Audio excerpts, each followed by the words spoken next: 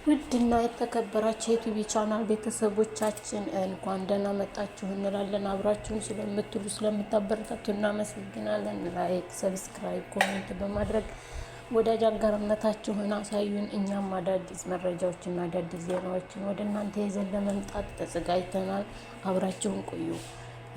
እንደሚታወቀው ደስዬ በመባል በምትታወቀው ቲክቶከሯና አሞራው በሚባል የሚታወቀው ቲክቶከር ከዚህ ቀደም በተደጋጋሚ በቲክቶክ ላይ የፍቅራቸውን እንትን በመገላለጽ እና ሰዎች በማንሸራሸር የነሱን ፎቶ ብዙ ሰው ያውቃቸዋል። ያም ሆኖ ፍቅራቸው ወደ እውነት እየተቀየረ መጥቶ የዛሬ 2 ወር ገደማ የደስዬ እናት ልጄ ገና ናት፣ ትንሽ ናት፣ ለትዳር አልደረሰችም፣ ከኔ ቅፍ እንድትወጣ አልፈልግም፣ እኔ ትልቅ ደረጃ ማድረስ ነው የምፈልገው ልጄን እና ልጄን ተውልኝ ብላ እናቷ ወደ ቲክቶክ መንደር መንጣቷ ብዙዎቻችሁ የምታስታውሱት ይሆናል ማለት ነው ቤተሰቦቻችን። እና እንደሚታወቀው ልጅትም የእናትን ምክር እንግዲህ ልጅነትም ሆኖ ይሁን ምን ባናውቅም ደስዬ የእናቷን ምክር ለመስማት ፈቃደኛ አልነበረችም። እንደውም ትበድለኛለች፣ እንደዚህ ታደርገኛለች፣ እንደዚህ ነው በማለት የእናቷን ገበና ወደ ቲክቶክ ወደ ሚዲያ ማውጣቷ ተቀደም ብዙዎቻችን የምናውቀው ይሆናል። እና ዛሬ ደግሞ እንደምታውቁት ትናንትና ደስዬና አሞራው ፍቅር ያሸንፋል በሚል ተገናኝተዋል ማለት ነው። ደስዬም ወደ አሞራው አለበት ሀገር መታ ትናንትና ያው በላይፍ ላይ ስንከታተላቸው አምሽተናል። ውድና የተከበራችሁ ቤተሰቦቻችን እንግዲህ ከዚህ ምን ትማራላችሁ? ይቺ ልጅ ውሳኔዋስ ትክክል ነው ወይ? የእናቷንስ ምክር መስማት አልነበራትም ወይ? ይቺ ልጅ የልጅነት አስተሳሰብ ሆኖ ሊሆን ይችላል፣ በኋላም ዋጋ ሊያስከፍላት ይችላል። የእናቷን ምክር ሰምታ ሊሆን የተሻለ ነው የሚሉ ብዙዎች አሉ። እናንተስ ምን ትላላችሁ? የዚች ልጅ ውሳኔ ትክክል ነው ወይ? ከእናቷ ፍቃድ ውጭ ይህን ውሳኔ መወሰኗን ልጅስ አይደለችም ወይ? ከቤተሰብ አሁን እርቃ የምትኖርበት ደረጃ ነው ወይ የምንለውን ለእናንተ ጥያቄውን ሰጥተናል። ሀሳብ አስተያየታችሁን ስጡበት። ዛሬ የቀለበት ስነ ስርዓት ይደረጋል። አብራችሁን እንድትቆዩ እንፈልጋለን። በዚህም ዙሪያ ታዋቂዋና ዩቱቤሯ ሊያሾ ምክር በቲክቶክ ሰጥታታለች ማለት ነው። ያንን ለእናንተ የምናስደምጣችሁ ይሆናል። እናንተም የራሳችሁን አስተያየት ስጡበት። አብራችሁን ቆዩ። ቻው። ዘንልሽ ወንድ ዛሬ ብሩን የከሰከሰልሽ ወንድ ነገ ዋጋ ያስከፍልሻል። በቁጥጥሩ ስር ስትሆኚ እመኚ። ነገ የዛሬው ይሄ ልጅነት ውበት አይኖርም። ልክ ስትቀየሪ ቦርጭሽ ሲወጣ የሆነ ነገር ሲቀየር ልክ እንዳንቺ አይነቷ ላይ ደግሞ አይኑ ማለቱ አይቀርም። የዛኔ ቤት ውስጥ ታለቅሻለሽ።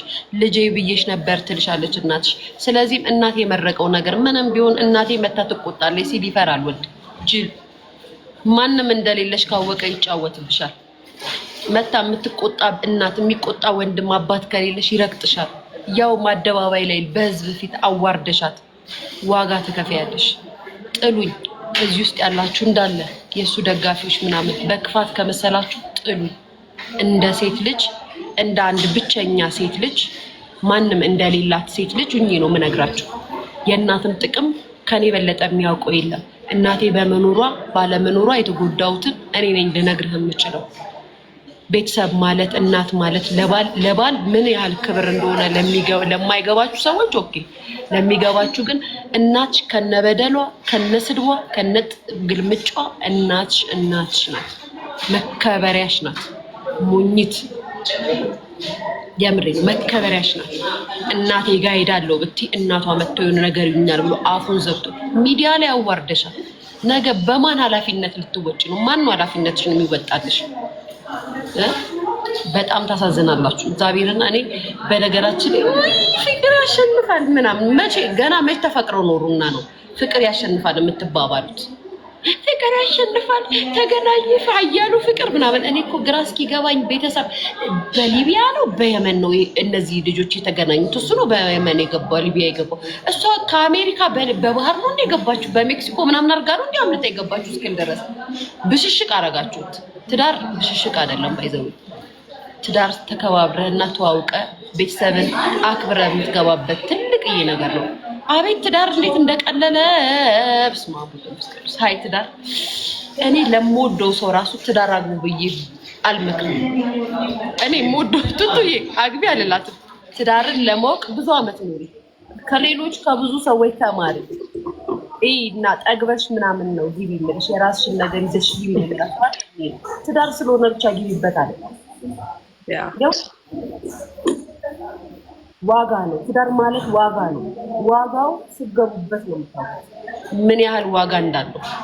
ልጅ መውለድ፣ ልጅ ማሳደግ፣ ቤት ውስጥ ለባል ምግብ መስራት ወይም ምናምን የቤት እመቤት መሆን ምናምን ነው የሚመስላችሁ ትዳር? ለምን ትዳር ትያለሽ? ዝም ብላ ለመዝናናት እና ለመገናኘት ቢሆን ሲሄደችው የኔ ፍቅር ለመገናኘትም ይሁን ለምንም ይሁን እሱም ብላ ሄዳለች። እናትየዋ አደባባይ ላይ ወጣ አይቻልም በላይ የተቆጣችው ልጅ ከቤት ወጣችበትን ወንድ ጋር ሄዳለች። ትዳር ላይሆን ይችላል፣ ሪሌሽን ሊሆን ይችላል። አደባባይ ላይ ግን እናቷን አውጥታ ሰጣታለች። እናቷ ስህተት ብትሰራም መጥፎ ብትሆንም ክፉ ብትሆንም እናት ናት። ለእናት የሚሰጥ ክብር አለ፣ ለእናት የማይሰጥ ነገር አለ። ማንም በአንቺ እናት ላይ ማንም ወጥቶ ሊፈርድ አይገባውም። አንቺ